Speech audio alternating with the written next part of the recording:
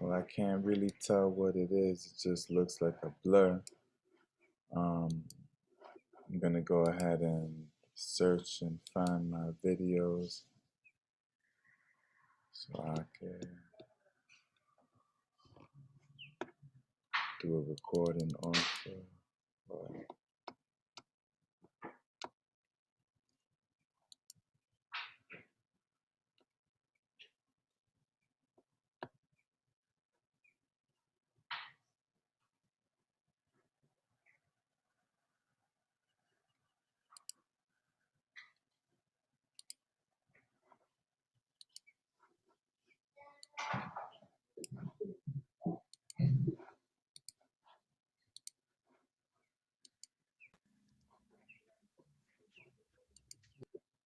But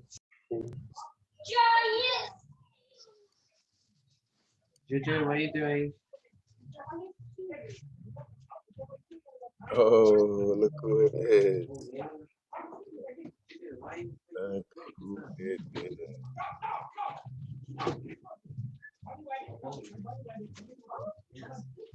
February 3rd, 2021.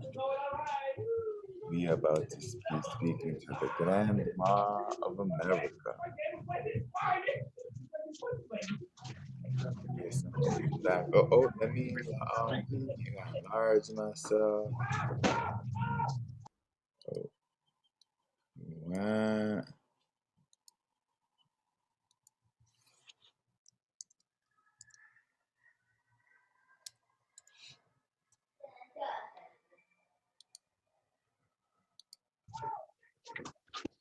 Grand Marcus of America. What's up, man? What it do, man? Chilling, man. I'm just waking up off my nap. Shit, me too. It's cold in here. I'm about to throw on this. Oh, damn. Alrighty. Let's see. Do.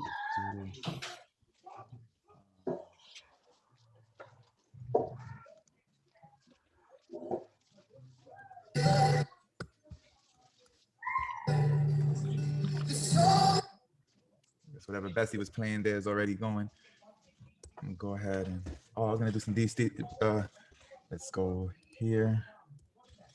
SoundCloud.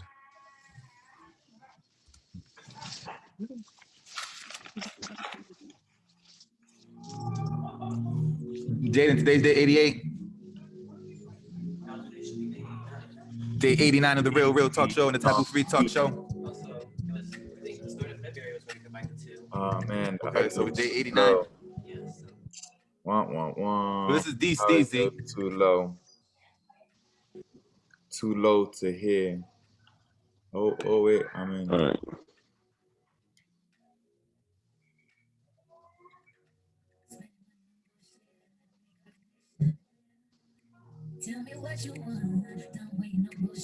Jaden, can I get some to drink? If I get a glass cup and if I can get the kombucha.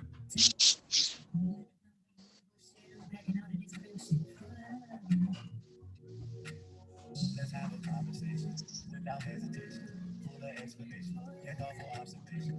Have a conversation, don't be afraid. My heart is on my sleeve. You know I was down here. You know I was down here the whole time. You know I was watching y'all watching me. Do y'all see this?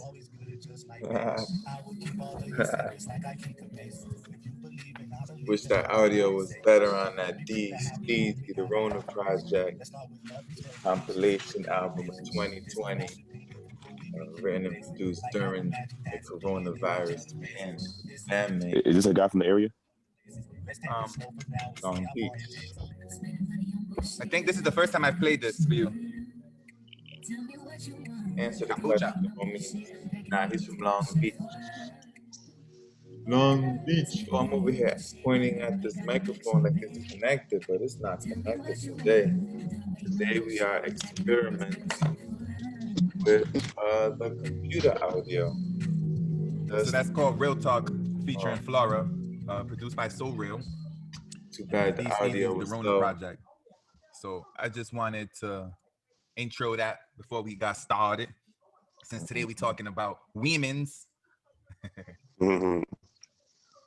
so we'll just hop all the way up in it. Look, hop. I try not to use. Man, I'm all over the place today using all these words I practice on not using. So my goal is to practice not saying try, and my goal is to practice minimizing my slang. That way, I could be understood by English speakers of all countries. Good So if thoughts, I say we're about Mr. to hop up RX in it, 36. someone that learned English that lives in Japan will be like, hop up in it. What does it Hop mean to up hop in it. up in it? What is hop up? So we're going all the way in, all the way in. To What hop does it or mean? not to Anyway, hop? all right. So the Grand Marcus of America is back To for part hop. 2 of the interview. Yeah, So yeah. we're gonna hop, The Grand hop. Marcus. We're gonna hip hop right up in the conversation, and we're gonna Hippity start hop talking about hop. women. So, what is your earliest memory of a pleasant experience with a woman?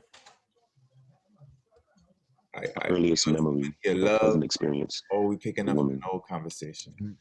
And I left that vague on purpose. I'll let you fill it in how you like. That's right. The Grand Marcus. What do you mean by pleasant? You know, good. Like a lover. Doesn't have to be sexual. A lover, man. Mhm. Early good memory.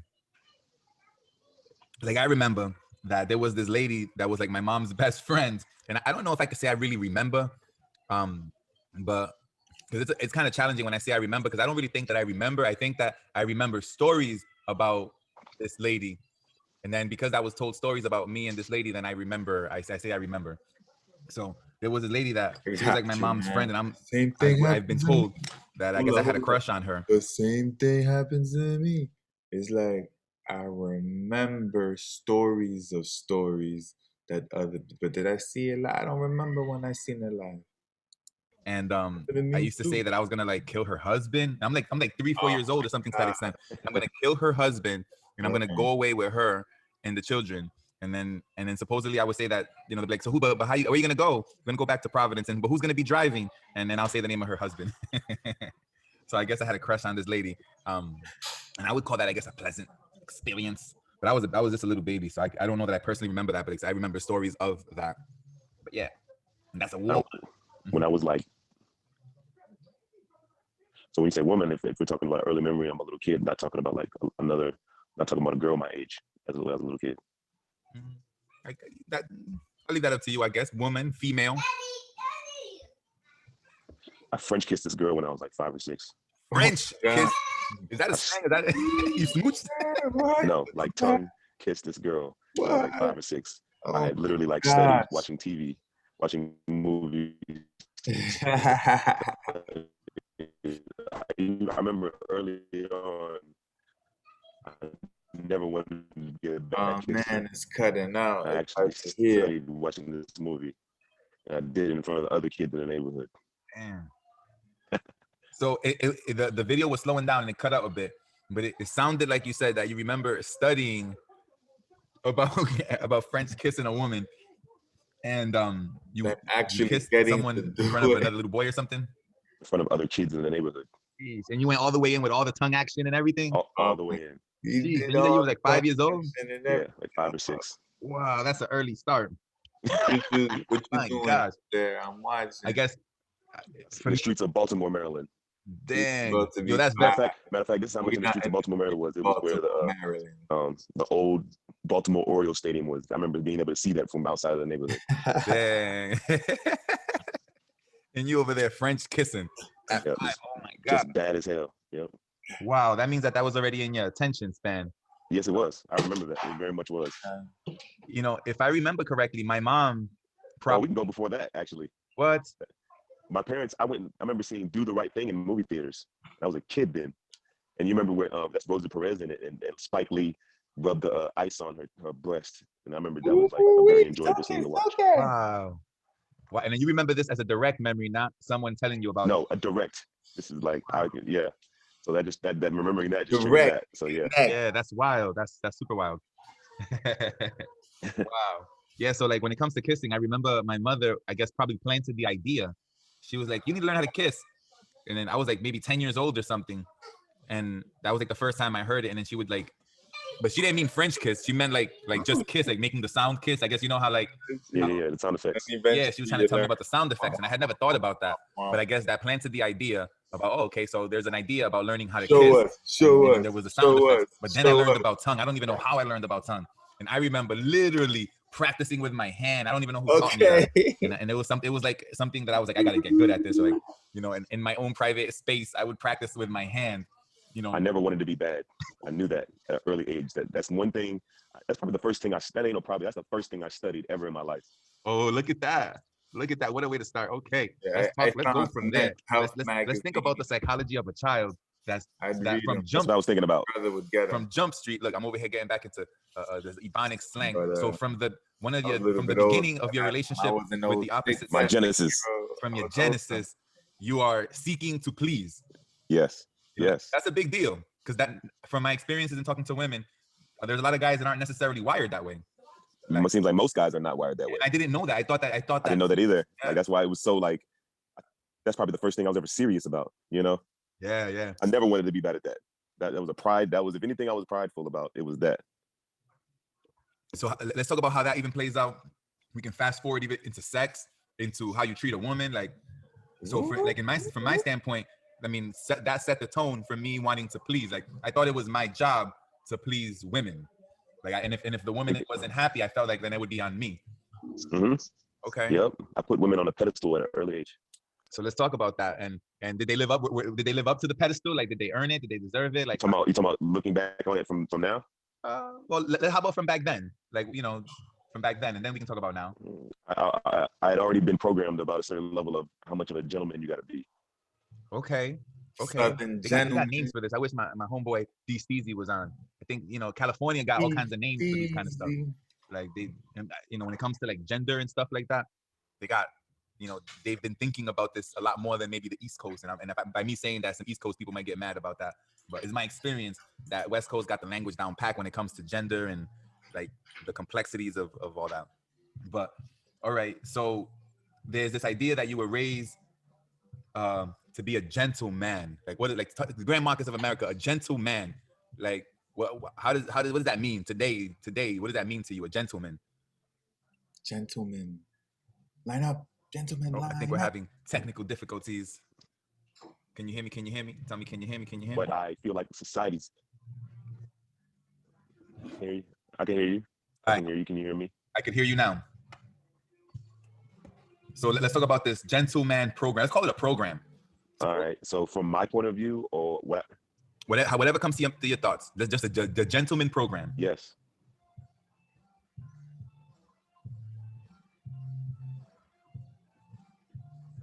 Oh man, it looks like it's freezing up again.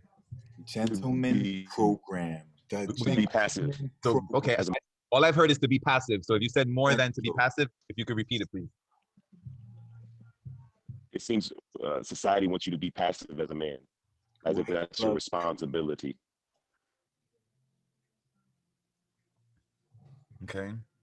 Now the first word that came to my mind when you said that was competition. So like how does passiveness tie into competition? Like does that affect it? You can't be competitive if you're passive. So then how does it's fair to say that this program is negatively affecting males if we look at it from a competitive standpoint? Yes, 100%.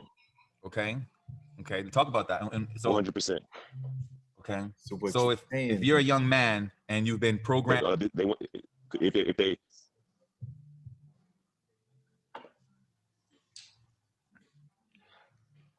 they want to they want to take away your manhood. So what you're saying is sheesh. So it looks like it's cutting out. Let's see. Hold on. Yep. What about now? Go ahead and speak and let's see if it comes through. What about now? I hear your voice. Okay. All right. Perfect. So how does the gentleman program that makes you more passive, less competitive, affect you in your performance in life? So there's young men out there that are receiving this gentleman program? You know, like what? Talk about that. I guess there's advantage. There may be some advantages. There may be some disadvantages. But the reality is that there's a gentleman program out there for real. I know there is. Right. I received that program. You know, to an extent. It causes you to hide and hold in most of how you actually feel about things. And if you're holding it in, then you're causing great stress to your body and to yourself and your being. But it sounds like that's counter what females in society, from my understanding, females want guys to be open. So it seems like the gentleman program is opposite to that. Well, most females don't really want a guy to be open. Okay, so and then so now let's to because the program works in their favor. Okay. Okay. And then so now when we talk about females and using this program, are we talking about in intimate only or in general in relationships with men? In general. Okay, that's a bold and statement. it's even worse when intimacy is involved. Ooh. Okay. Now I think I can see examples of what you're saying. You want to talk more about it for the people that maybe aren't so receptive to this statement? Because there may be some people that disagree with this. Like they would say that you know they're not necessarily abusing the gentleman program. Well, the gentleman program is abuse, number one. Oh, you're saying it's a form of abuse? Yes, it is. Okay. Because the way it's set up to tell you what a man is, and it's not real when it comes to what a man is. This is a big man. You know, Go ahead. Go ahead. I was going to say this is a big deal, particularly to Black men, especially given the society that we live in. Because if you're programmed with this gentleman program and you can't fully express yourself, and then you're put in a competitive environment with other races, or specifically another race that has I'll say the word head start in business and in I guess in business, which is what makes the world go round. It makes it that much more challenging. It creates another challenge to overcome. Because I definitely understand where you're coming from with that. Well, if you go by the guidelines, you have to tone it down. You reduce your level of testosterone, which a lot of people can draw on to be more competitive in business and to be successful. Correct. Yeah, and then they don't want you to compete. Let's see if we can talk about the gentleman program. Okay, so let's make it a race thing at the moment, since I made it a race thing. Does the gentleman program? How does the gentleman program affect white men? And you know, traditionally or historically, old white men have traditionally had more access to power, given the fact that the political system has been engineered around their values and their wants and desires. And so I'll say this, that it's to the point that it affects all races. Okay. Now, if we're talking about who it's not affecting, it's not affecting those that are aiding in pushing the program, yet are not following the guidelines of the program. Oh, snap. Okay. So I don't even want to make it. It's so bad. I don't even want to make it about race. Like there's a lot we could talk about before we could go there. Okay. Because it's because you can look at. Okay. Yeah, oh man. Because I could say someone that would trigger people and they would cause them not to pay attention to what we're saying. So I'm not going to say him. You know what? No. See, that's FCC. No. Donald Trump. I'm going to say him. Donald Trump. And please, people, do not jump the gun and be like, just don't get triggered by who I'm saying. What I'm saying is Donald Trump goes against the gentleman program. Okay. And I would say the way he does, and just by him going against the gentleman program, that's where he is good. So his audience, he's attracting a good portion of his male audience, or both male and female audience. Well, if you listen to him speak, I don't see how he's attracting the female audience. But he does somehow. I mean, it's maybe he has certain policies that aid certain women, but the way he speaks is not to be attracting the female audience. So I would think that in the white culture, because the women, the first thing they're gonna think about is him, him saying grab her by the pussy. So that's not gonna, that goes against, that's that far as where I don't agree with him on that point. Well, but so let's be clear. What came to my thoughts was how in the white culture, from my experience or my observations, they are more sensitive to like conversations about sex, meaning that when it comes to like BDSM, like you have submissive women that are attracted to his power, and would look at that statement and justify it as a male thing. Not saying I'm justifying it, but I'm saying that the submissive personality will accept that kind of language from their partner. That's also a male that doesn't concern themselves with pleasing them either. I can agree with that as well, because that's a male-centric point of view, you know. And so now we can kind of like say a woman was in this conversation, so now it's like, okay, let's steer the conversation and what kind of man you would like, and then you know if I was talking to a woman with this, what kind of man would you like, and then we could go from there. And let's enter. It'd be nice if we had a female in the chat at the moment. But let's talk about that, because now the reason I brought the BDSM is that wow, look, I just thought about another controversial male figure that will create a huge distraction in this conversation, because he is counter the mainstream's narrative of relationships between men and female, and I agree. So I don't want to even distract the conversation. But when we talk about BDSM, you know, like in the Black community, from my observations, it's not discussed as much as it is in the white community. And that, just to kind of give why I think I have that opinion, or why I think I even have the ability to form that opinion. When I used to work in HIV, and I would do interviews on people's sexual lives, what I found was that, generally speaking, my white clients were much more aware of the BDSM movement. I don't know if I want to call it, or culture, the BDSM culture. And what I found by the BDSM culture, and then I guess it happens in the Black community, but maybe it's not tied to those words. It's we're not as expressive of the abnormally freaky parts of our sexuality in the Black community. So that's all that is. But we do just as much, you know. Yeah, but I think that words matter, and that, because having language for the behaviors allows for you to be able to understand concepts, or to understand experiences with more understanding. So, for instance, and look, this conversation is going all over the place, in all different directions. Well, our people didn't get the language or even come close to it till 50 Shades of Grey came out. So right. That means we're babies when it comes to language. Right, and I speak for myself. I'm a baby when it comes to it, because I'm not in the culture. You know, I'm talking about the culture from the outside. Now, granted, I've had sexual experiences, so I can speak from experience, but not with the language. And I think not having the language takes away from my ability to fully express it. But it doesn't change the fact that I can make observations about it. Like one observation that I made is like some people in that movement enjoy like rough sex, and then rough sex turns into what someone might consider abusive. Like people get choked, people get spanked, like people get dominated, people get like part of it is expressing control over the other person.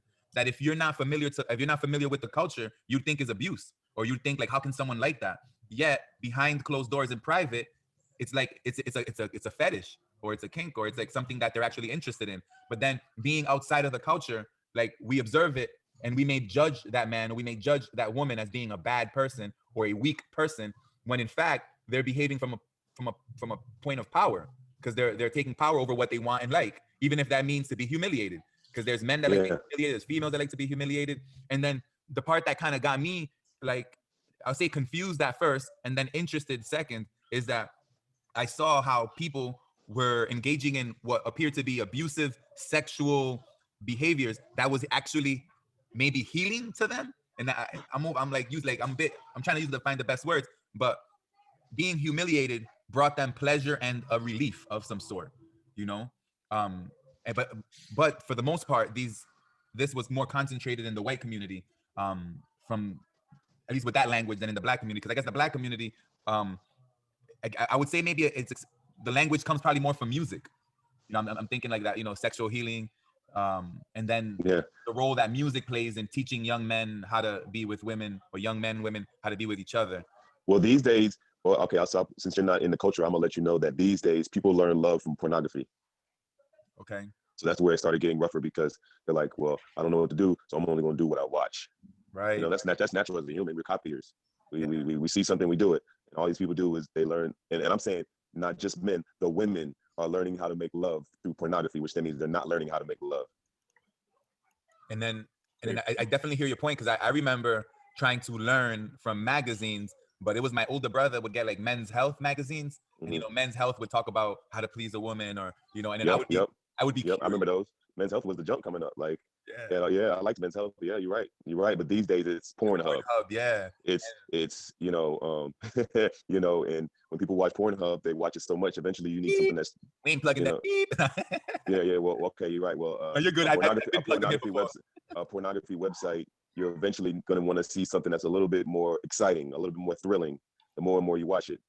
Yeah, and you're right. And I'm speaking from experience, like dealing with women, and like I said, so I used to put women on a pedestal. I thought women could do no wrong until I was able to wake up out of that lie and realize that these women don't know what they're doing. So are the women maybe under some other program then? Yeah, they're definitely under a program. They're under a program of, okay, this is where race can come in, because they're under a program that causes them to it's almost similar to white privilege. Oh, okay. I got you. Women are, and then the thing about that is it's a favoritism privilege. Who wouldn't want to take that naturally? Naturally, people are okay with privilege if the privilege has amenities that make things more comfortable for them. Yeah, and it's hard to turn down when you benefit. Yeah, you got to think about it like ladies first. If you was born and motherfucker was like, you get it first, you like, well, why am I fight it? What reason do you have it? Like, naturally, why would you want to fight favoritism? Yo, so I got 2 stories I can think off top of my head where I came in direct conflict with female privilege. Let's call it that. Let's go. Wherever you want to go. There's a picture of me in kindergarten. I don't remember, but there's a picture of me in kindergarten and I'm crying, and it's because I had to give my chair up to a girl. Right. And apparently I didn't think that I should give my chair up to a girl. But I guess that would probably be my earliest experience with female privilege. I don't know about how females gonna like that female privilege, but yeah, because I was a boy, they wanted me to stand up, and this is like a class picture, and they wanted me to stand up and let a girl sit down, and I guess I didn't understand why, so I started crying. And then the second example I have with female privilege, and I was in 6th grade, and we were doing a project in art class, and we were painting a globe. And I remember this clearly. Right. We were painting a globe, and it was like on a art class. It's like an arts and craft, and it was like plaster. I guess we did like plaster over a balloon. I don't know what it was. I can't remember exactly. But I wanted, I believe, a lighter blue. And then my partner, a female, wanted a darker blue. And I may be wrong with who wanted lighter blue and darker blue. But we couldn't agree. And I didn't want to compromise, and she didn't want to compromise. And she put paint on me, and I threw paint on her. She hit me, and I hit her. And then I was chasing her around, apparently. But in my mind, it was like, yo, if you do it to me, I'm gonna do it back. Fairness. I got in trouble for that. I think they called my parents, but they didn't call her parents. And my mom didn't even pick up or whatever. I was able to, like, at 11, I think I was maybe 11. I was able to like, hide it from my mom because they couldn't get a hold of her. So it ended up not being a big deal at home. But yeah, so, female privilege, I believe that does exist. And it shows itself in school and in business. But it's a double-edged sword, because I think while females are given privilege, they also may lose it with male privilege in other areas. I guess that's when society is trying to tell us what's a manly thing and what's a female thing. And then we may like some things, but then we may not like other things. Right. So, and then ultimately, so then what do you think about that? Are there such thing as gender roles? Do you believe in gender roles? Do you believe in gender equality? Is that like, and what does that look like? No, there's no such thing as gender equality, and nature can show you that. All right, so then that's a very controversial statement. So let's talk it out. No, see, people want to make it controversial, but nature can prove it time and time again. So I believe that you're probably suggesting physically. Yes. Yeah. So physically, I can see that matters. They try to make it seem like that doesn't matter, and matter is the physical. So how it brains. I got you. And then I know that we'll do a plug for Joe Rogan. I like Joe Rogan, and you like Joe Rogan. So I know I've seen some Joe Rogan episodes where he talks about men in women's sports. Yes. And then that the inequality in physical strength is clear. And then also the idea that if a 145-pound male champion fought a 145-pound female champion, that it wouldn't be much of a match, from what I hear. It wouldn't even be close. Yeah. And I think that doesn't mean that a women can't be men in that class. I'm not saying that at all. I know plenty of women that are stronger than some men. I actually love seeing it. Yeah. However, at the end of the day, if we're matching up, it ain't no matchup. Performance. Yeah, like if we're talking about it's not even. We can look at look at the biggest event that when it comes to physical strengths or whatever. Let's look at the Olympics. Oh yeah. Match the numbers and see where does it match, and you're not going to see it one time match, not even close. No, not. Not in You're that. not gonna get Marion Jones at any period of her life. I don't care how many drugs she takes to beat No. Maurice Green or Michael Johnson, No. or it's not happening. Like I've seen them both in real life. It's not even gonna come close. they're high school track stars that run faster than the fastest woman. Yes, and I've seen it, in real life. Yeah. Now I think that mentally they're and that equality now sounds a bit. Well, see, this is the thing. So mentally, so this is where it comes in. Mentally, women are much more. They're wired to be better at manipulation because they have to be, because they're physically weaker. Wow, that's an interesting point that you're bringing up there now. They have to be better at it. And then you They use have the to word be manipulation. slicker, if you want to say slicker, or more charming. I hear you. No, I get it loud and clear. It's like a way They're of. better at deception. And it sounds like I'm saying all these negative words, but I'm not talking about it in a negative way. Yeah, it becomes about survival. Like they have Survival, to, no they negative. have to, at the mental game, they got to be better because they're not better physically. So they have to find ways to get their way in other ways, because they're not going to get it physically. And I hear you loud and clear. It becomes like a survival tool. I'm thinking in the same way that animals develop these defense mechanisms to protect themselves from other animals. It would make sense that when it comes to strategy, Yeah. I learned my best strategies from women. So I give them big ups on that. Yeah. And if we talk about religion, it seems that like the mainstream patriarchal Abrahamic, I'm talking about the Jewish faith, the Christian faith, the Islamic faith, they attempt to counter the woman's strategy by associating the woman with evil, just to put it out like that, right? Because Well, yeah, look at the word yeah. Eve is an evil, and has been associated with being blamed with creating sin or bringing sin into the world. And these patriarchal religions often attempt to make the woman submissive to the man, and religion is used for that goal. And I know that that's a huge source, or has been a huge source of suffering for women, to be subjected to that kind of philosophy or ideology. And it's been, and that's where like manipulation and deception can take a negative connotation.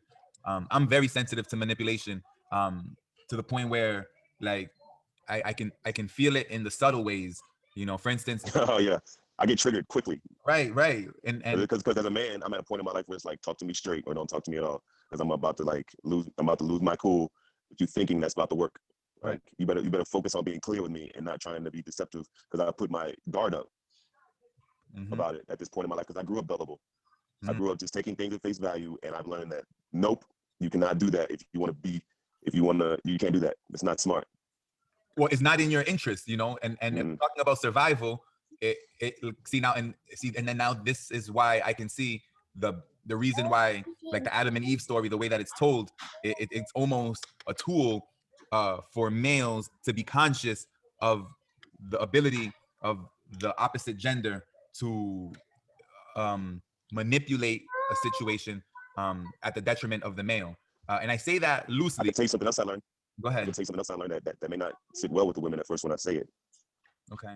It is a man. If a man is gonna have his dealings in life with women, being that in the deal of dealing with women, that you want to have a woman that's in your corner, you have to know that she levels of manipulation, and you have to be the brave one to overcome that. What was the part of levels of say the levels part again? It cut out. You have to be aware of her levels of manipulation that she is not even aware of. And again, so now let's break this down, because I can see how some people might be triggered by it, because like I said, I'm sensitive to the word manipulation. So let's break it down, because let's say that there's another word for it. Let's say that there's a possibility that there's another word for manipulation. Or what do you mean by you want to say glamorization? I mean, I'm only going to get harsher with the words. I got you. I'm gonna say what it is. I got you. And if I need to explain it, I'm not above explaining it. I'll explain every last one of them, but I want to keep it simple. Manipulation. And now They are master manipulators. And I guess where I want to go with it is I love women to be clear. Right. I'm not misogynistic. I am not chauvinistic. I want to be clear, and I want to have a discussion about these things. And I want women to have the understanding. So that I just had a thought, and I think you can fill it in. Like did your mom play a role in giving you the gentleman program? Well, okay, yes. and then because then to that's this how it's day. passed down. It's passed down from parent to child. You know, these or TV to My, child. my mother went to charm school as a child. You know, she went to charm school, like learn how to set your table, bow and all that other stuff, curtsy and all that other stuff. You know, Okay, and is that associated with gender roles? listen to what I said. She went to charm school. Mm, that's deep. People just like, oh, that's you know, no, it's charm. At the end of the day, it's witchcraft. It's glamorization, and glamorization is witchcraft by definition. Yeah, and it's a tool. It is a tool. to create a Now, even in nature, it is used. You know, you do something to make yourself more attractive. Mhm. A bird is going to flock its feathers in a certain way to make itself more attractive. And okay, and then so look, I said that I'm sensitive to manipulation. You're sensitive to manipulation. Why? Like why are you sensitive? Like, have you gotten the short end of a stick, to use a slang? Have you? I have in my past. I have in my past. So let me clean up the language. So have you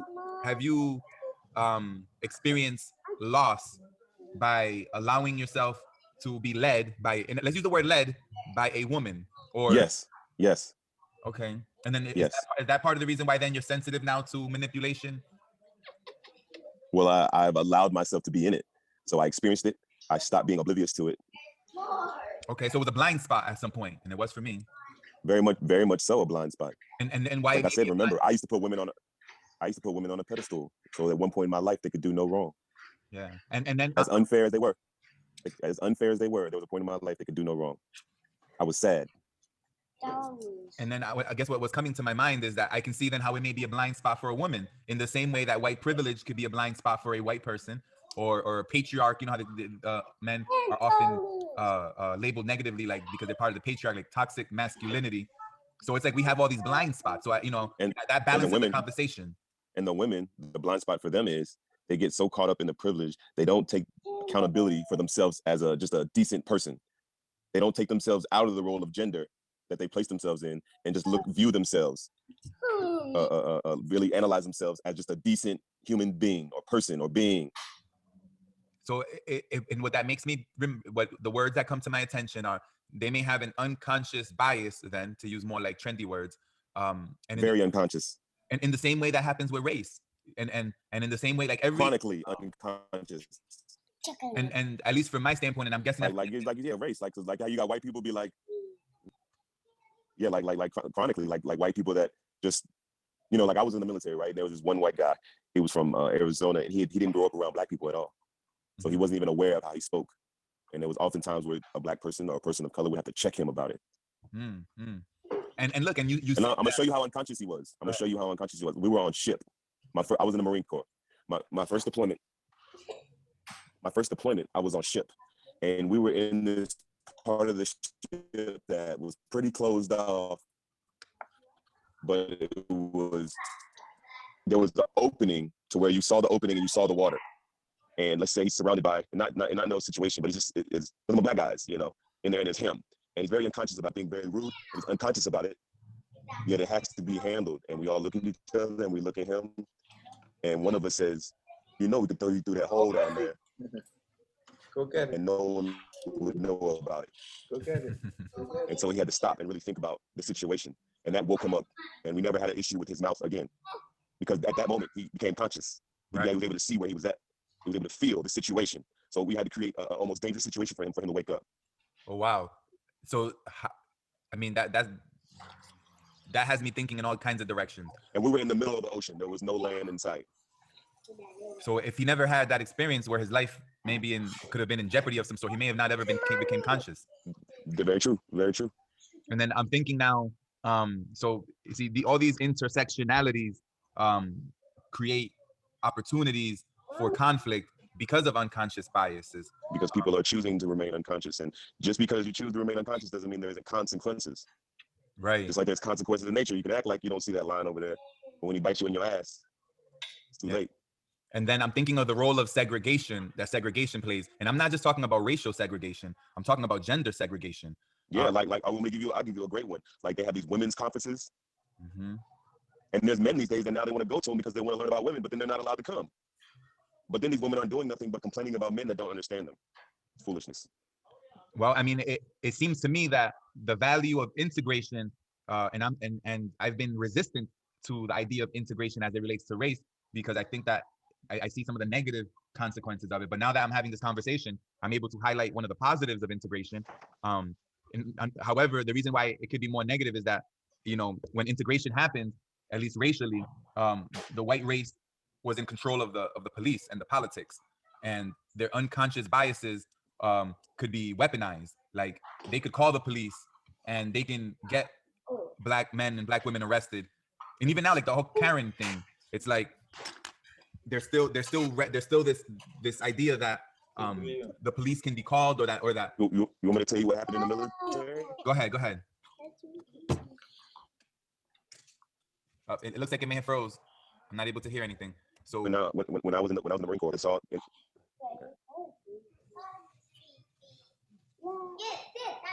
I can't hear you if you're talking. what about now?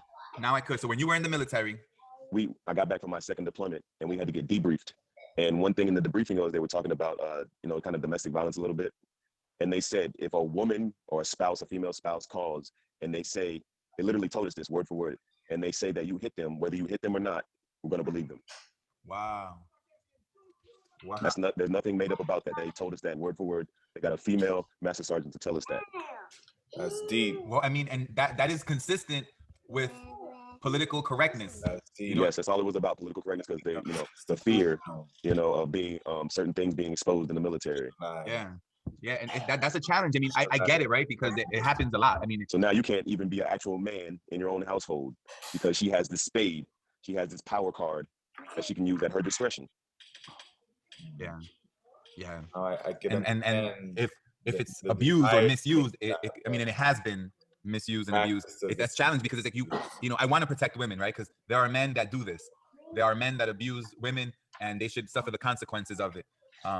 However, there's the opposite also occurs, where women may make false claims about it, and then in our justice system, the idea is that you're innocent until proven guilty.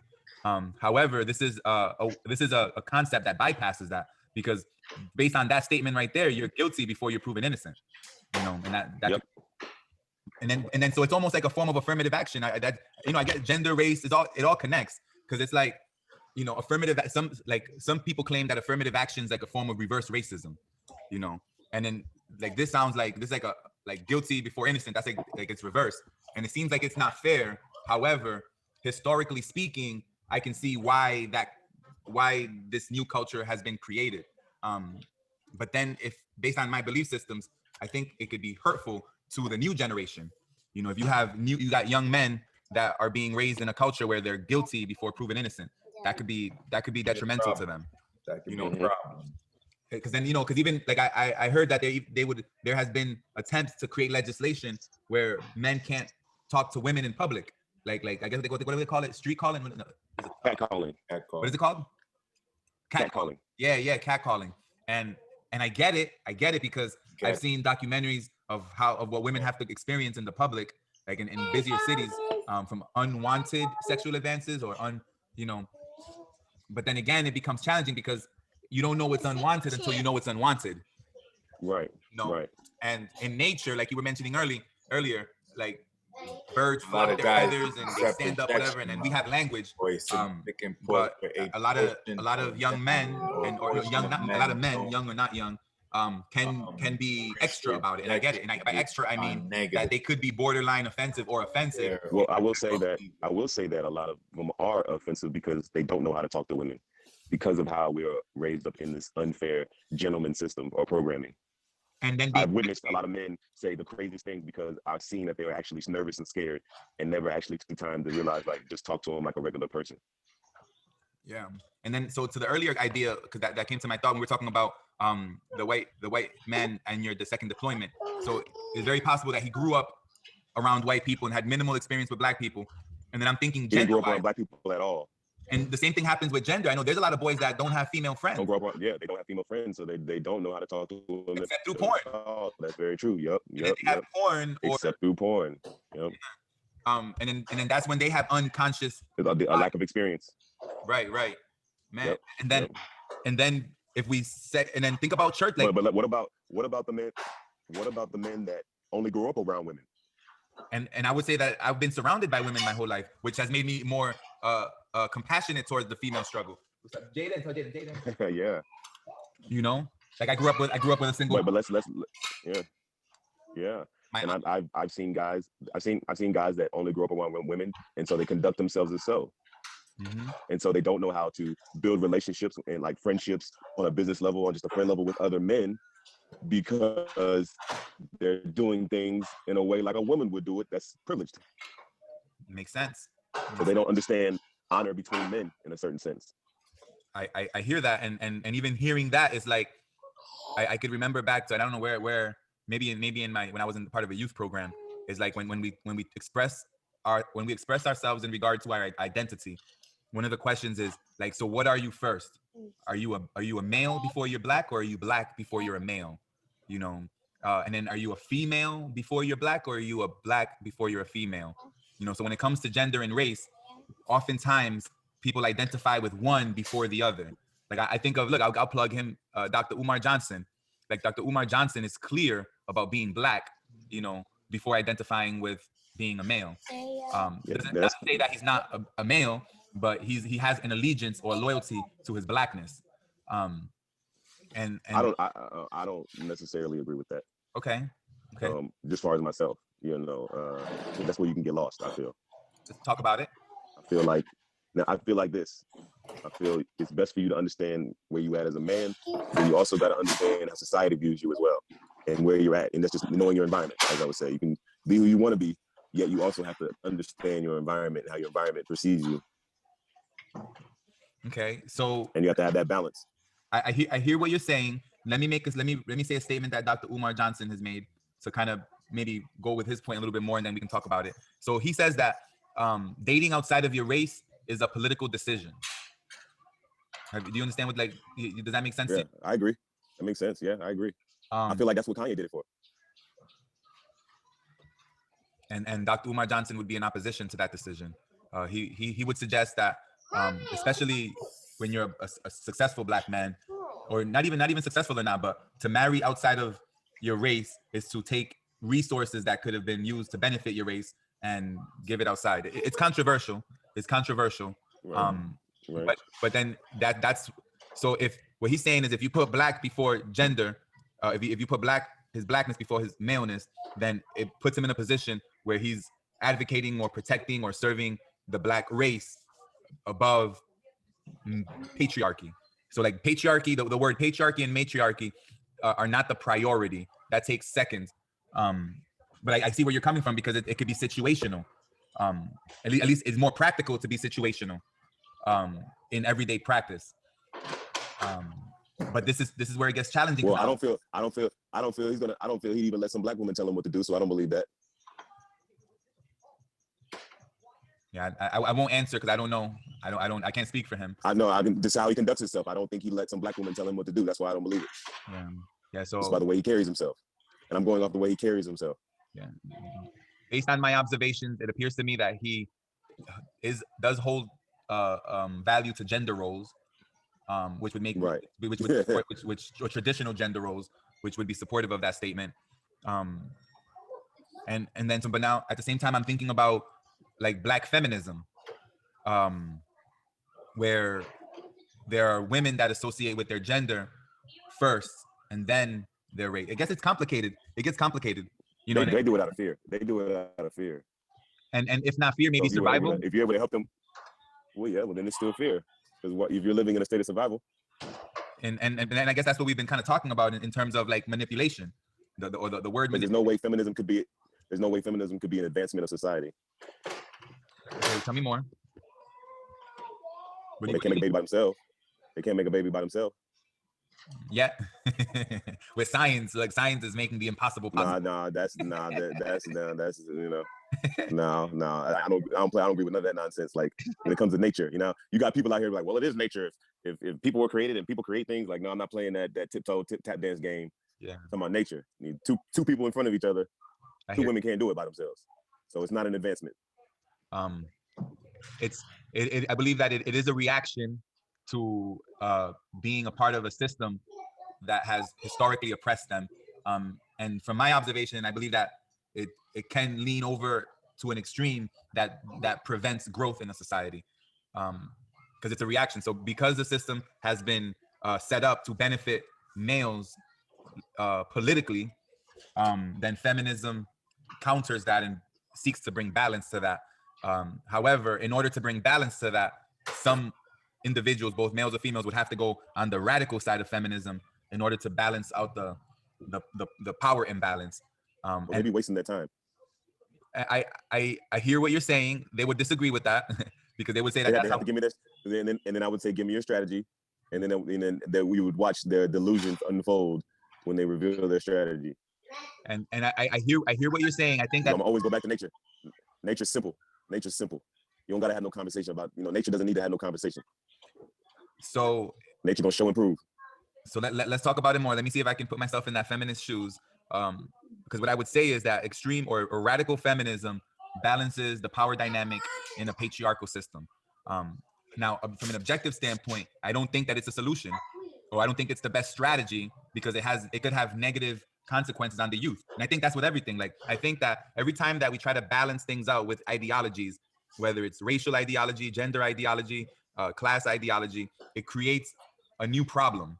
Like rich Well, people are not the problem, but if we left it up to feminists, then all the men would be gay, and then and then we would all die out. We would all This is die an out. All Ages Alliance production. some people wouldn't Extinction. see a problem with that. Some people wouldn't see a problem with that. I know. And That's why they're the problem. well, I'm not going to jump on that ship because I believe that these are all reactions. These are all reactions to oppressive systems. Like, because I'm thinking about veganism. Like, So I would say this, that we can say that they're reactions to oppressive systems, but yet at the end of the day, these are people that are running for themselves. So now we're dancing on the line of oppressive system and excuse making for being oppressed, instead of acting like we actually have the power to actually be brave enough to face ourselves to actually solve the issue.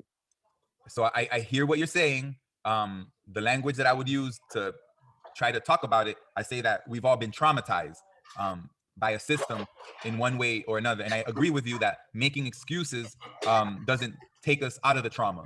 And facing the trauma head on and directly will ultimately lead to us overcoming the unintended consequences or negativities. I agree with all that. However, I do believe that trauma is a very serious phenomenon, or something that happens that can bind the person. Like, so for instance, when a young man or a young woman are traumatized early in childhood, like sexually, that's a very difficult trauma to overcome. It's not impossible, and I don't want to suggest that any trauma is impossible to overcome. I agree. However, it shapes, like, I've interviewed plenty of people that have been traumatized sexually, and like they get flat, like if they get touched a certain way, if they smell a certain scent, like they could be triggered, that can throw them into like a post-traumatic stress environment. So I think that that's real, and I think Stress disorder. And Right. And then I believe that in reaction to these traumas, then people begin to hold these belief systems that don't serve their best interests in the big picture. However, it helps them survive. Whether it's all men are bad, or all white people are the devil, or whatever other belief system that's at a complete opposite. It's like a tool to survive. It doesn't solve, but it does play a role in balancing the power structure. And then what I'm thinking about that is, like, when you have okay, so let's talk about when it comes. So now we're talking about like a placebo effect, or just so your doctor gives you some medicine just to hold you over until you actually do the work you need to do to get cured. I'll accept that. I'll accept that. And then the idea, but I don't think it's a bad thing. Because not to say a bad or good. It's good. Sometimes sometimes you do not have time for the actual cure. Sometimes you just need something to get you to the next day. And so I understand that. Like sometimes you got to. You got no choice. You got to, or you're gonna go crazy. So I get it. Mm-hmm. But what's happening is we're turning these medications into lifestyles, and that's the problem. We're taking something that, let's say, you're only supposed to be medicated for a few days or a few weeks, and we're turning it into 30, 60, 90 years.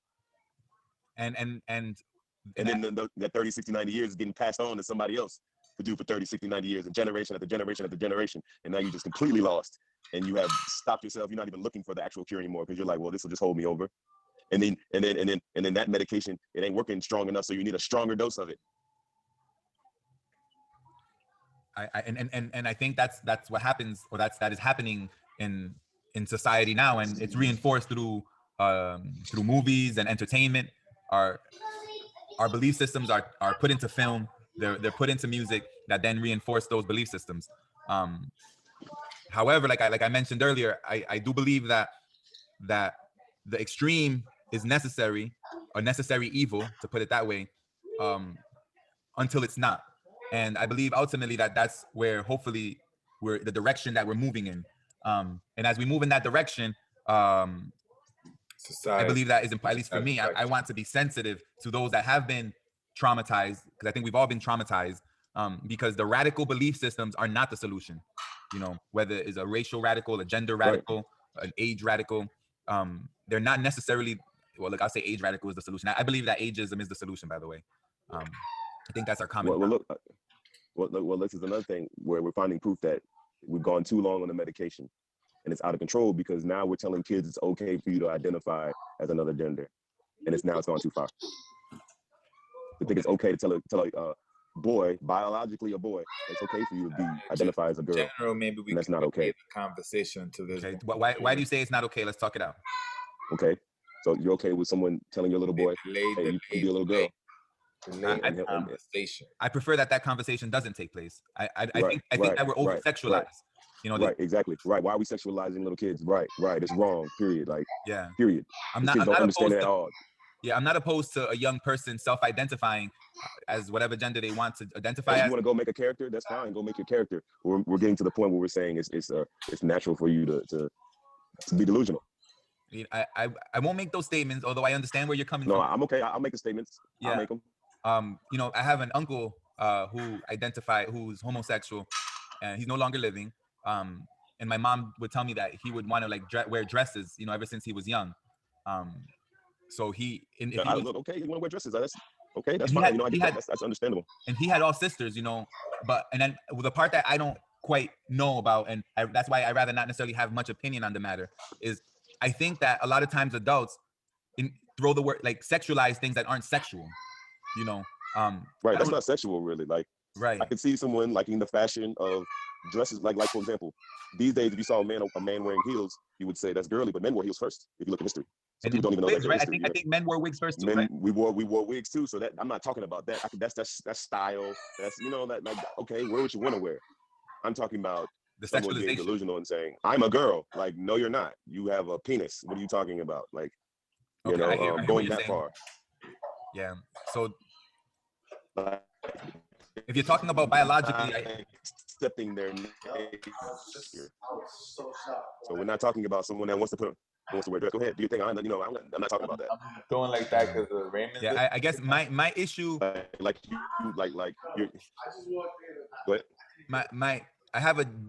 In general, I have an issue with sexualizing life for children, and that's why I go to the rainbows and hearts conversation. Like, ideally, I would like the child to not be contaminated with adult perspectives, and let the child adopt their own perspectives. But it's challenging because they watch TV that begins to program them, you know. And then if they're watching programming, then they're going to be mimicking and they'll be copying. And then you have adults that then will label what they're watching. Or like, I'm seeing that my son is gay, when that may not be what they're actually seeing. They may see a child that's more feminine, you know, or expressing themselves femininely, which doesn't mean that they have a sexual orientation. Right. I agree. I totally agree. However, I can't speak on that directly. And then the other thing is too, that it doesn't change. Like, see, our society is so sexualized that it's challenging to have this conversation. From, like, it's almost like we don't even know what's natural anymore because we've been so heavily programmed. And by natural, I mean, like, absent adult manipulation. Adults are manipulating and deceiving children, and from Santa Claus to the over romanticization of love. Like, there's this idea that love is romantic, and I think that's learned, because then that's where a gentleman program comes in. Now let's go. Yeah, so I'm glad you went there with the gentleman program, because now what we have are demasculated men that yet they still want their boys to be masculine. And then on the flip side, if let's say these boys don't have their father in their life, they're being raised by women with, you know, feminist views or whatever. Yeah. It's and then there's the downside to that, like we mentioned earlier in the conversation. Like when I it can comes speak on to my own mother. I can speak on my own mother. My own mother does not hear me. She does not listen to me. Period. Now, is that She, because of age or is that because of no, it's gender? been that way. It's been that way. She never took the time to really understand me. Okay. But because of her trauma she went through. Okay. Okay. So I can And imagine she that. never took the time to face her trauma. And when you say her trauma, like a negative experience with male or a negative experience with her parents, or like what You could say, trauma? okay, you could say one of her traumas is her negative experiences with my grandfather, her dad, and how rough he was in his disciplinary, in being disciplining her about certain things, Okay. or how he chose to talk to her. So then when she she was growing overcompensated up about in certain raising things. you. Yeah. Okay. And then that's when then you feel like you got a program that like it was her goal to make you less like your grandfather in some sort. Not necessarily. Well, her program was to only focus on financial success, and that's it. Nothing else matters. And I'm an artist. And what's twisted about it is she's an artist, but that whole programming of financial success has caused to limit her as an artist.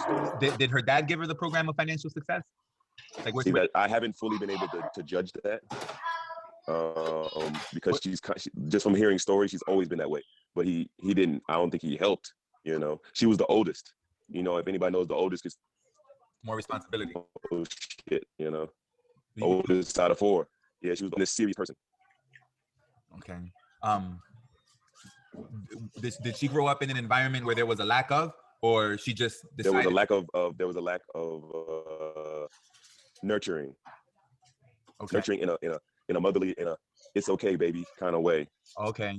And then so then she you know how you have your relationship with your mother, and it just the way you talk about it, it's like I feel like you could go give your mother a hug and she would hug you back, like that kind of love. Like no, like it was always with my mom. It was always you need to do this, you need to do that. That doesn't make enough money. You need to go to college. You need to do this. This job does this. This job does that, and never. Well, what do you want to do, Marcus? Why do you feel that way? If you were a female, do you think she would still give you that program? She would be a lot more lenient. Okay.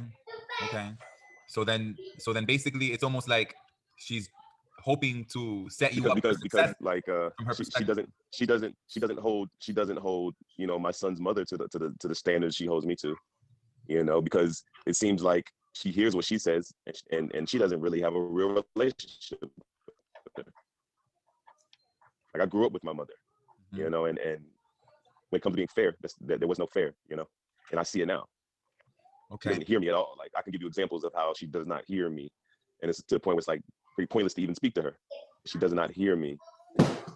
So let me turn it into a race thing, and then you could undo it if you like, because I'm thinking. Okay, now turn it into the race thing. I can tell you where it's a race thing. She's literally said, like even my dad says, is that she doesn't, you know, like fool black people because all they do is ask for money. So she doesn't what with black people? It cut out.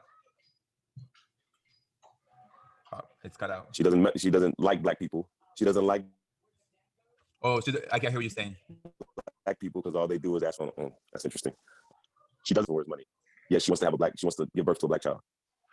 Now, when I wanted to turn into a race thing, what I'm wondering is, like, I'm thinking about like coming out of slavery, and then how black women found themselves in a position to try to protect their black boys, and I'm wondering is if she's trying to, you know, raise a black man that can survive in a white world, and then it's putting extra pressure on you to be financially successful, so that you can not have to experience maybe some of the negatives of being a black male in what used to be a white world. They definitely wanted to hide me from the realities of the world.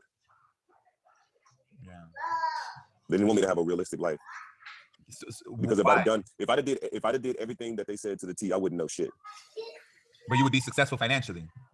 Easily. It'd be easily. And that would be enough, and that would make them happy. I'd be a dumbass person with money. Okay. They would be so happy. They'd be so proud of me. But look, let me tell you something. My highest paying job, they were proud of me, and I was at my most depressed in my life. And they don't realize that. Not that I haven't told them. It's just right. They don't even like it can't even like process in their brain. I'm very interested in trying to grasp that and see if that's a reaction to slavery or coming out of slavery, or like even as being a child of an immigrant. Now I think I'm the baby. I'm the youngest one. So Well, where I'm from in North Carolina, if you don't have money, if you're not making money, then you're lazy and you're worth nothing. You're worthless. yeah, and I think that's true in a lot of parts of the country and the world. You know, now some people say, okay, now is money more valuable than education, or do they go hand in hand? Like, what if you're educated but poor? What do you mean by educated? You have a master's degree, a doctorate degree, but maybe you're not as wealthy as an accountant or some, but you have like a high degree. Like, so for instance, I'm thinking culturally. They can respect your degree, but what they're thinking is you should have the money to match it. Right. Still. Right. Because then you're still going to be looked down upon if you don't reach that money whatever number it is. I don't even know what number it is, but maybe like, it's the appearance. Ridiculous. Maybe it's the appearance. Well, it is the appearance because okay, when I'm saying they, people might get confused. I mean my mother and my grandfather. I mean them both, and it is an appearance thing. I remember my granddaddy specifically telling me, like, it ain't about what it is, Marcus. It's about what it looked like. And then see that this makes me. I wonder if this has to do with the impact of slavery. At some level. But yeah, it does, because I'm gonna tell you why it does. Because any of us that currently study rich people, let's say rich white people, they don't look the part. They don't dress the part. They dress down all the time. So that's how you know it's some racist shit. And it's a program of some. But they expect the black person to be. If you got money, you better be dressed up. You better have on a suit. You better be a part of something. Like. Yeah. And then that's where you got programs like Dress for Success. Yep. And I remember hearing about, I used to be in a program and there would be negative conversations about how black women name their children. Oh, you can't get a job with that name. Like, and now granted, it translates in real life. Mm-hmm. Like in real life, people are judged based on their names, mm-hmm. but do you not name your child what you want to name your child? Because that's what happens in real life. Like, do you conform? And I've been resistant to the idea of conforming. It doesn't sit well with me. But it's not the best strategy. To me, it tells on them that from the jump they don't believe in you. From the jump, They don't believe you're a chosen one. Right. Like if you got to depend on your name, or you got to depend on your parents, they don't believe in you. Or I mean, that's deep. That like is that a deep-seated inferiority complex? Because I'm thinking a lot of people that overcompensate with money have insecurity. They're putting their failures on you instead of preparing you to be, genuinely successful in your own nature. Sheesh, that's a can of worms right there. But they weren't. But see, they weren't brave enough to go that route. They were not brave enough. Well, because if to be brave is to take a large risk that you can end up poor. Right. And that's not something that they were. That's not a risk, And then that right, because they believe that, because they also believe. See, their beliefs are all based on unnatural things. They also believe that it is your responsibility to take care of them when they can't take care of themselves. Well, I grew up with that program too. Yeah, and that's if you go in some cultures, you can't take care of yourself. Like they're gonna get rid of you. Yeah, you're not useful. You're holding back the tribe, because the tribe, especially like a nomadic tribe is gonna leave you if you cannot keep up. Yeah, and no matter how much wisdom you have, no matter how much everyone loves you, they're gonna wash their hands of you. Yeah, I've been programmed with that, and I like that program though. I don't want to leave my old folk behind. Yeah, but see, then that makes old folks feel entitled to not maintain themselves. And I don't agree with that. That would be an unintended consequence of it, and I can see that being a possibility. They'll assume that they have say on the movements and actions of the group based on their longevity and not based on what they are doing currently. I don't believe in that. I definitely see that playing itself out, and that becomes very complicated. You better prove yourself as long as you can. That this is another controversial topic, because like in my program, and I haven't even been fulfilling my program to the best of my ability because I haven't focused on being financially successful. Let's look at it like this. It's because the thing is, let's look at in our society. It's what your parent gets old enough, and then you put them into a nursing home, right? But everybody can't afford a nursing home. So then what do? Okay, let's bring them into our house. But you barely can keep it together on your own in your house. So then what do? Like people don't want to face reality. We keep coming up with these ways of people not facing reality. Well, I mean, and also like so. And it makes earlier. And the thing is, with if you want to say the system, it's beneficial to them because it keeps you in need of them. Because they're like, well, you can't do it. Let's give you some assistance. But when we give you this assistance, you got to do this. You got to adhere to this, that, and the third. And so people are constantly building a life of lack of accountability due to being subservient to this, become about control, this gentleman system programming. Exercise of power. Yeah. It's challenging. I know, like culturally, you know, I'm the child of an immigrant, and I remember like, and you know, I wasn't that nosy, so I don't really know the depth of their conversations. But there's a lot of talk about inheritance, and and the idea of like taking care of the old folk. My mom programmed me with, like, my mom built a house in the Dominican Republic, and she put my name and my brother's names on it because to her that was like the point of her life, was to like leave an inheritance of some sort. Now I don't view it like that necessarily. I personally don't view it like that. But that's the program. I guess that's the program that was fed to her that motivated her through life. Like my mom worked like very hard to be able to provide and to like build something. And then now she kind of feels like we don't really appreciate it. Well, I'll go ahead and say this because I can see what you're saying, because I even had a recent conversation with my grandfather about this, about, maybe she won't see, you know, maybe she I guess I should take it easy on certain people in the family because, you know, you don't know when you'll need something. So basically I should base my life on the possibility, not the actuality, but the possibility of inheritance, of getting something. Oh, wow. So it's almost like I should live my life in fear, or I'm gonna lose this opportunity, as if I'm not having the ability to make my own opportunities. And I naturally never lived my life based on an inheritance, because it didn't make sense to me, because I always seen, even in movies, you can see a motherfucker change their mind at the last minute, no matter who or what you are. Yeah. So why would I live my life like that? That is a dumb way to live your life, you know? That's another program. Like, look, we got to talk about that at some point. The inheritance program. That's a deep program. Oh my goodness. Deep program. Yo, we can go into that, because recently I just had a situation happen that, oh man, people are disgusting. That's a deep program, you know, and associated with that program is like the paying for college program. Like I remember early on, I'm like, I'm not concerned about leaving my children anything. I'm not concerned about paying for their college. Yeah. And people thought that was very controversial. But I'm like, when I went to college, I seen so many young people like not appreciate it because their parents were paying for it. And I'm like, well, like, I'm talking natural. About, you never had to work for it. You never had to work for it. And then I feel like it's disrespect on their part, because if you're actually raising them to be strong, confident individuals, why would they need it? They wouldn't. Exactly. It's a waste of time. I'm not wasting time and effort on something like that. If I have confidence and faith that I have the abilities to show and guide them to be able to easily get it themselves, why would I waste my time doing that? So it goes full circle. It goes full circle to how the conversation started yesterday. That waste of time is based on a fear, you know? Yeah, fear. It's based on fear, right? Yeah. Yeah. And we are surrounded by people who are living in fear, that are creating or adopting these programs that are hurting society. Yep, I agree. The gentleman program, the inheritance program, these racial programs.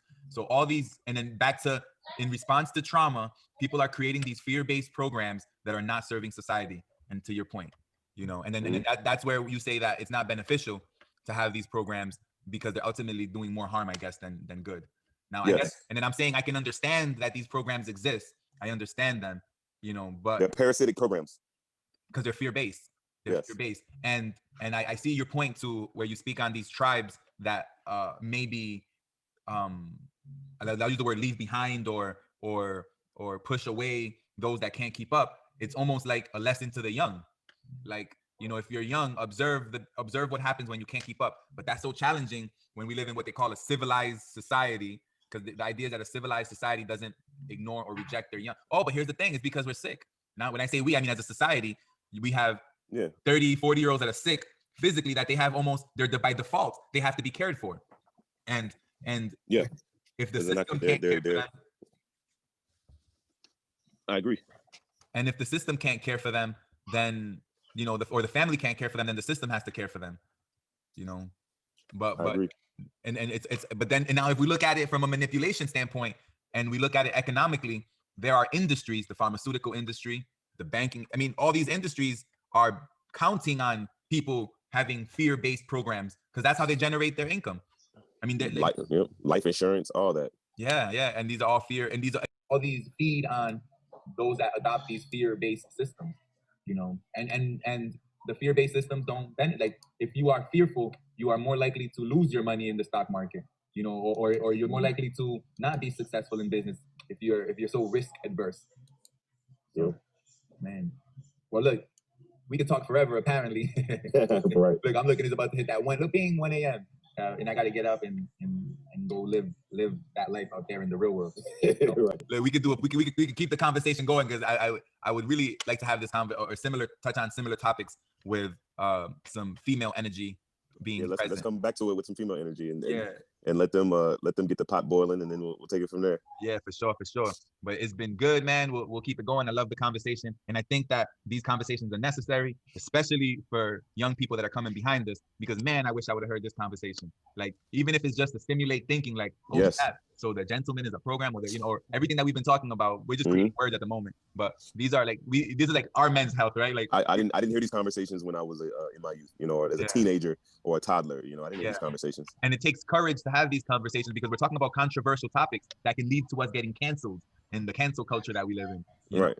And I'm very sensitive to being canceled, because I don't want to be canceled, because I think that I have something to say. And I don't think that you should be canceled, because I think that I don't think that people should be canceled, because I think that we all have a perspective that's important to share. And if we don't have the courage to share it, then we lose out. Whether we agree with it or disagree with it, I think it's important that we still hear it, whether it triggers us or doesn't trigger us. And if it triggers us, then that's an opportunity to get something from it. Doesn't mean that we have to agree with it, but let's talk about it. Like, why are we getting triggered? And then how is our response contributing to more trauma or to success? But definitely it's been dope. We started with talking about fear yesterday, and that went into your philosophical perspective, which was super dope. And then today we brought it down to earth a little bit, and we spoke on gender and race and age and all those conversations. How now today's conversations kind of give us a picture as to why you behave the way you behave, why you hold the belief systems that you hold. And then I guess in the next segment, by getting some female energy and other perspectives, then we could balance these perspectives with people that may hold beliefs or perspectives that may differ to the perspectives shared today. But I appreciate it, man. We'll leave it at that. Any closing words you want to say? The Grand Marcus of America. Marcus of America. Go follow the Grand Marcus of America on Instagram and Facebook. All right. You got a new All right, so it's been good, broski. Talk to you tomorrow. We'll keep it up tomorrow. Check it out on Apple. We'll see. We might have to skip a day. Yeah, I go hard. I'm here a day. I know. So I don't even want to guarantee it. But we'll see. It could be possible. Yeah. And that's cool. And we're super flexible. So no great, pressure, but you're always welcome. Great. That's what this is about. So this is day 88 or day 89. But the way I'm feeling, long as I give me a good, long as I I'm feeling like I'm gonna want to, So I just gotta see how the day, goes, and yeah. That's right. All right, broski. Peace out. All right, man. Later. Bam. Aquí estoy. ¿Y tu abuela? ¿A dónde está? I won't leave it at that. Go ahead and bring this to a close. Jaden, tune us out. Juju, you gonna tune us out? Jaden coming. Tune us out, Jaden, every day. Whoa! And I used the mic from there. This wasn't plugged in. I just used the mic. Tune out. The Back Hair Party has presented the Real Talk Show, where we talk about friendship, love, and purpose. That was your host, JRX36, and our special guest, Jay Ramirez. And we will see you tomorrow night or tonight. We will see you then. Take care now. Deuces 2-1. Deuces 2-1.